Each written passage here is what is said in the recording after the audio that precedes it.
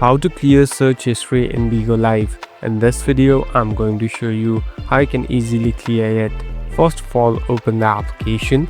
Now, here on the right top, you can see the search icon. Simply tap on the search icon. So, this is the place or this is the interface where all the search history will be available. So, every keyword that you have entered will be shown here. Now, here on the right, you can see this delete button. Simply tap on this delete button. And as you can see, all the search history is completely gone and it has not saved it too. So it has been refreshed. Now we can have your own searches and later it will record it accordingly, and it's all done. So all the search history is been cleared and you can move forward. Thank you for watching this video. I hope this video will help you.